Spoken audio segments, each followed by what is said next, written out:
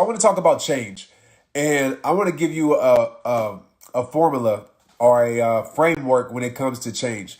Something that has worked in my life, something that I've applied in my life. If you were on my Instagram yesterday, I went in on it. So I'm not going to probably have the same energy because I'm not running right now.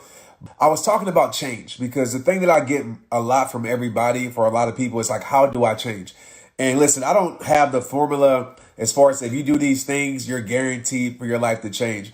But I do know that if you do these things, it will set your life up best, right, to help you change. You know, the thing that the main thing that I think that a lot of people don't understand is, first of all, that you're an incredible human being.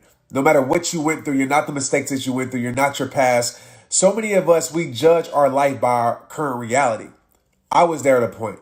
And once I stopped looking at life and defining life by wins and losses, by defining life by this is bad, by defining life or this is going wrong, because I realized with my life, certain things have to go wrong so better things can go right in your life. And so when it comes to change, think about change like this, right? If we broke change down into three things. All right, the first thing is you cannot change without making a choice. And I see so many people in this place. I was in this place in my life. I wanted things to change, but I didn't want to make any changes, right? I wanted things to be different, but I didn't want to do anything different. And if you do the same thing, the definition of insanity, you're going to get the same type of results. That could be a positive thing if you're doing the positive things, but for a lot of us where we're at, that's not a positive thing. That's a negative thing, right? We're expecting something to change without making changes. So in saying that, one of the first things you have to do, the first thing you have to do when it comes to change is you have to make a choice. And you're not making a choice based on your circumstances. You're not making a choice based on your faith and the lack of faith, should I say. You're not making a choice based on what you think is going to happen, or you're not making a choice based upon your limitations. You're not making a choice based on any of that. You're making a choice and saying, you know what? In order for my life to look different, in order for my life to be different, I got to do something different. So I'm going to make a choice, whatever that choice is for you. Maybe it's a health thing. Maybe it's a faith thing. Maybe it's a relationship thing. Maybe it's a go for your dream thing. But the thing that I see most is nobody makes choices, right? Indecision is a decision in itself.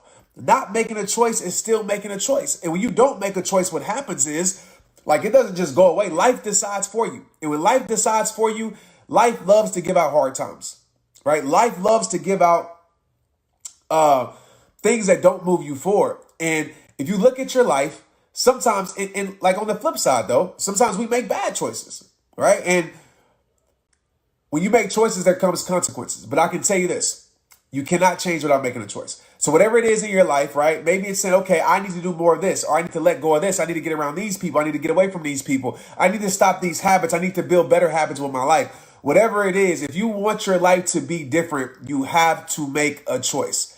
All right, stop overthinking it. You got to say, listen, this bridge needs to be burned because there's certain things my life cannot afford to go back to. Make the choice. Oh, I need to start doing this because in order for me to get to where I think I should be, I have to make this choice in order to better my life, right? So number one is choice. And I'm trying to break this stuff down as elementary as I can put it. I tell this to my son all the time. Simple things, right? Number one is choice.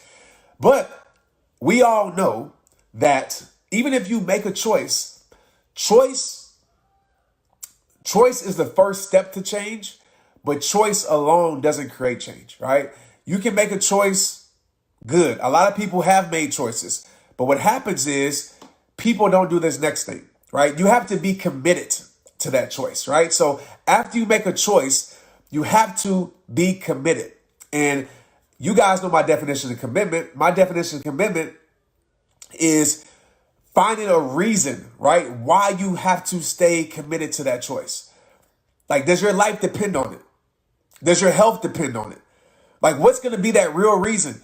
When it came to rehab time, when I made my choice to start rehab time and to do what I'm doing now, my reason, as a lot of you know, was a promise that I made to my friend that committed suicide, right? So I deepened my commitment, right? A commitment, a lot of people have, it's a difference between being interested and committed. See, a lot of people are interested in their dreams, their visions, they're interested. Like, it sounds good. They like to talk about it.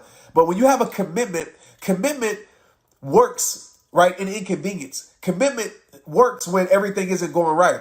Commitment works when the storms are still flooding your life and you still stay 10 toes down because you're committed to it.